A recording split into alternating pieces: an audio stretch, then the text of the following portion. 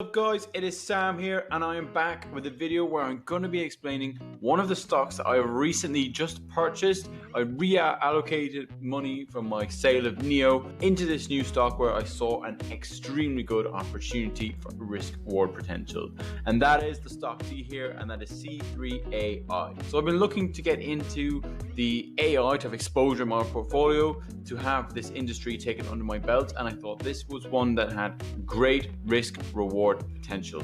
So that is why I've gone. So I'm going to get really in depth in this video on what it's all about. And just before that, just remember just to hit the like button, hit the subscribe button. We're going to hit 400 very soon. It'd be delightful to get it before Christmas, and we appreciate every single one of you as well.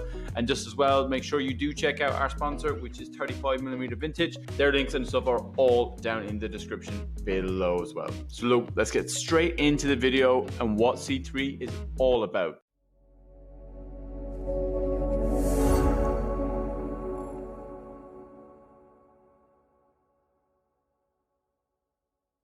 So C3 is a company that was founded in 2009 by Thomas Siebel. So Thomas Siebel is a founder previously before of Siebel Systems, which was acquired by Oracle, and then he went on to serve on the boards of Oracle as well. So he's a guy into his later years now, but he knows exactly what he's doing and how to grab market share and how to run a company. He's a good head to have at the company, and we'll get more into about him later on. But C3.ai is a leading enterprise AI software provider, which pretty much is used for accelerating digital transformation. This is proven through the CI3 suite, and basically gives an AI application to make things run more efficiently, to be more cost effective than other approaches to this.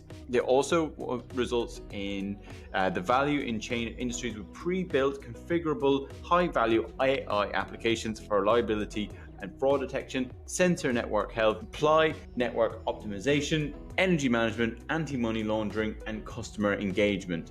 So it's basically an automated program inside that adapts to your company's systems and will make it more effective and continue to learn and advance your company the more you have the system on there. So that's what AI is like. It's basically making your company more than what it was previously, where you didn't have an AI kind of running in the background to try and see where you can improve processes, where there's faults, all that kind of stuff. So we're going to go now onto the website of C3, and I'm just going to basically just go through it, show you what industries they're currently involved in, some of the customers that they do have, and partnerships that they're building as well. So this is their website. This is C3's website, and I'm just going to go quickly through it so we can just have a quick look at what they do, some people that they work with, some of the industries that they cover, and you can get a bit of more of a feel of what this company is all about. So as we go through this, you can see basically they unify your data,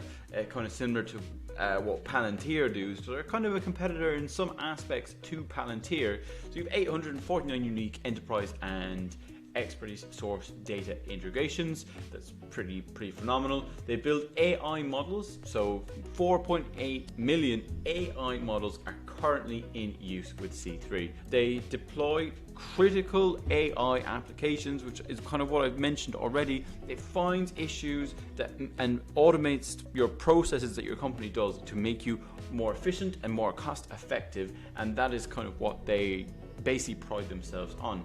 And you can see this a crazy stat there of 1.7 billion predictions per day using the C3 software suite. So it's pretty crazy. So they've also got amazing partnerships with a lot of different companies. So you start here with 3M, you've Shell, you've got the US Air Force, you've got Baker Hughes, which they have a huge deal with. It's absolutely crazy, this deal.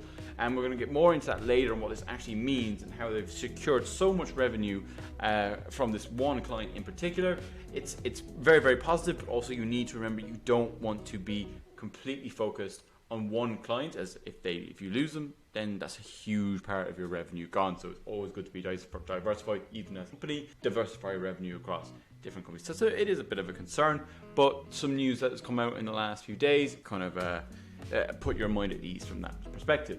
So look, let's have a look here as we go up and we go into the industries. So these are the industries that they are basically involved in. So they are widespread across a lot of different industries, from manufacturing, oil and gas, utilities, financial services, governments, healthcare, retail, telecommunications, and transportation. So they are well diversified with their C3 suite. It's well diversified across a lot of industries, which means they have a lot of customers and TAM that they can go after, like so total addressable market that they can actually go after, because they are present in all of these different industries, which is extremely positive. So this is kind of just a bit of a run through about what they do and some of the customers that they currently have, the industries that they're involved in.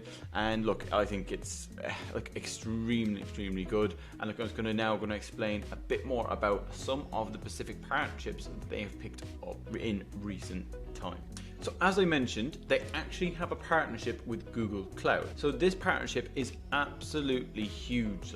So it basically was announced in September of 2021, so not that long ago at all. And C3.ai and Google Cloud announced that they are having the first of its kind to help organizations run across multiple of their applications and AI solutions. And under the agreement, both companies' sales and global teams will co-sell C3.ai departments and AI applications running the Google Cloud.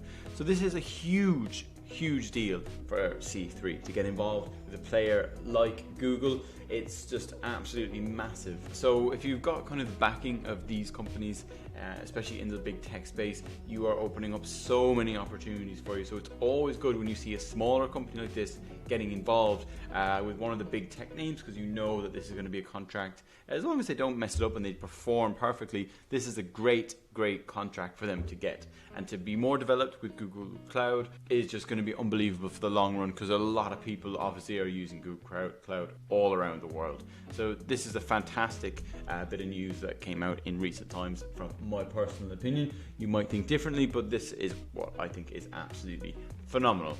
Just something I wanted to touch on. It's a bit of an older article, but it just refers to their work with Microsoft. So getting backed by Microsoft is also fantastic. It's just as good as Google, and they were actually an early investor in C3 as well. So they backed them before they went public. And just to note that C3 formed a partnership with Microsoft in 2018, two companies agreed to sell C3 software running on Microsoft's Azure cloud. Absolutely fantastic. If you're on Azure cloud, you're on Google Cloud, they're two of the biggest things you can get. So absolutely fantastic that is there as well. So as you see, like, we'll go into it in detail, the price action that has happened on C3 since it went public. It's been an absolutely crazy ride.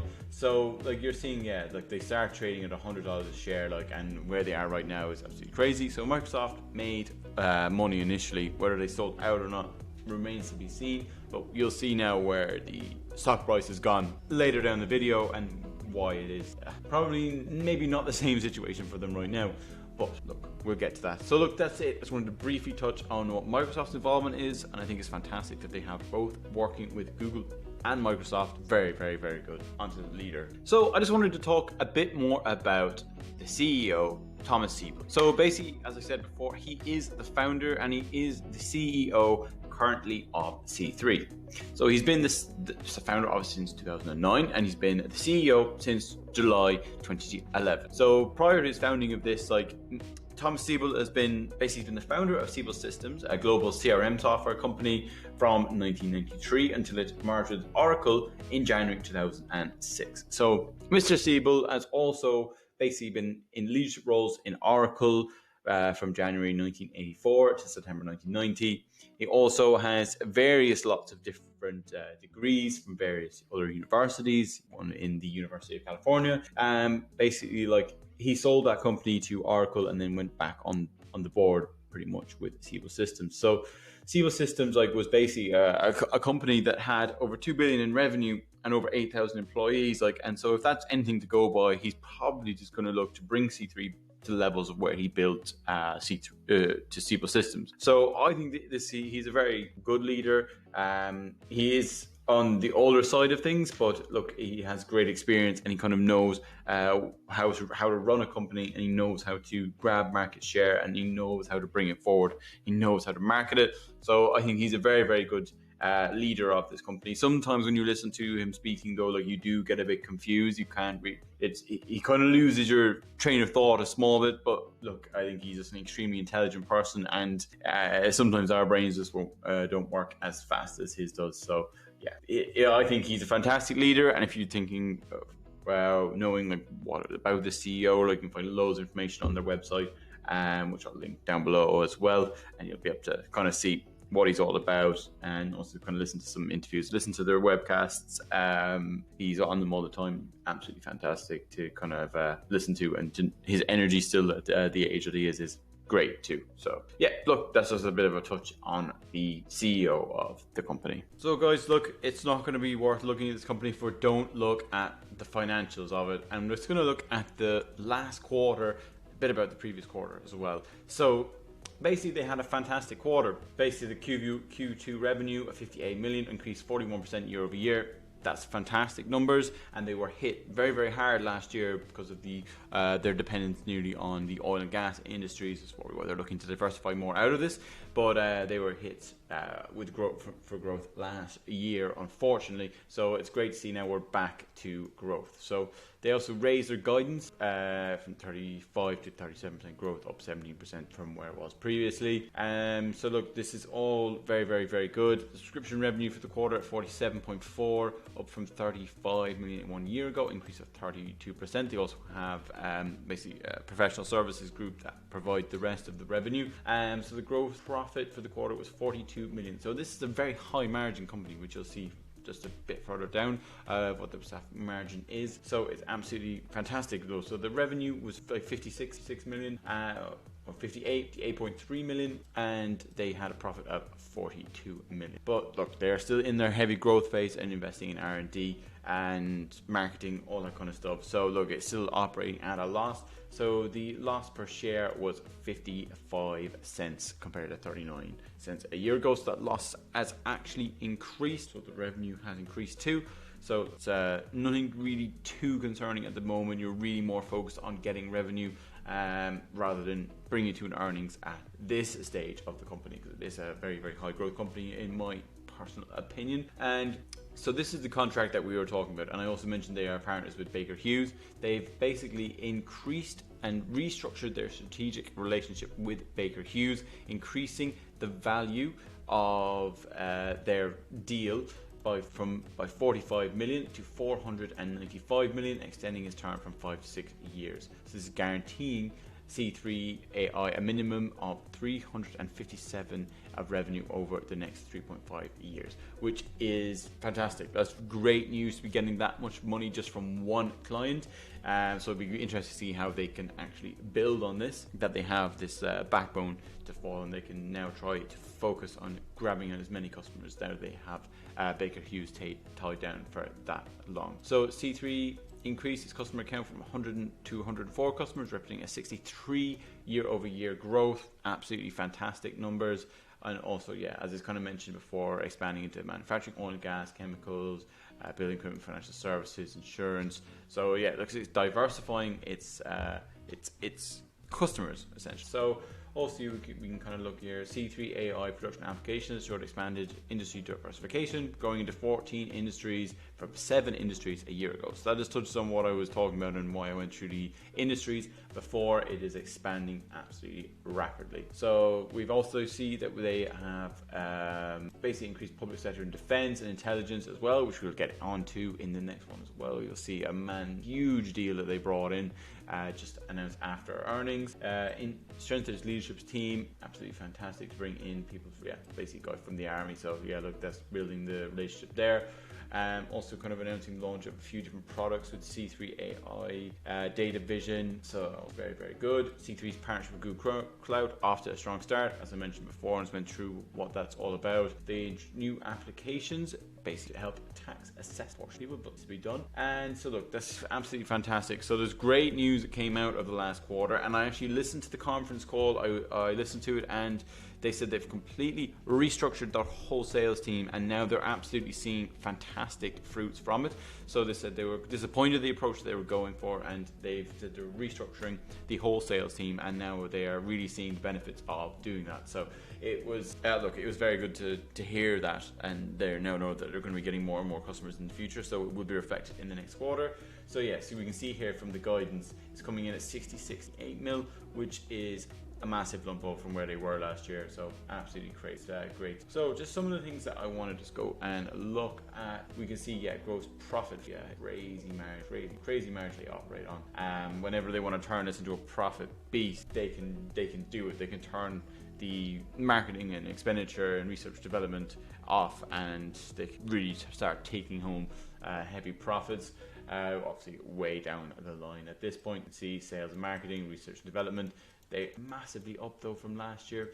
Research and development 36 mil ago. So they're reinvesting in their company. You'd like to see this, a company they're believing in themselves, they reinvest themselves, bring them up to the next level, and it looks fantastic that. So there's kind of main things I wanted to touch on, as well as the assets. Like they are in a very strong position from cash and cash equivalents and short-term investments. They're absolutely fantastic, even though it's a small bit from last quarter, but absolutely fantastic compared to their debt. Total liabilities 138 million, total assets is 1 billion. So absolutely crazy, fantastic. That's great to see. And look, that's kind of the main things I wanted to touch on here. But I think they're in a great position. Like we're seeing that they're going to have fantastic growth into the next quarter, and I think they're, from a cash point of view, they're not debt heavy. They've got a great CEO. So look, I think that's absolutely fantastic. So I'm just going to just pop over there to the big deal that came in just over the last few days. I'm not going to stay on this too long. I'm just going to briefly bring it through because I'm conscious this is quite a long video. So the Department of Defense awards C3.ai a 500 million agreement, which is absolutely fantastic. So look, it establishes a new 5-year production of the transaction with the US Department of Defense. So when you get government contracts like these, are all very kind of set in stone. They're strong contracts to get when you do get with a government agency, and if a company has a lot of government contracts, it's actually quite a positive thing.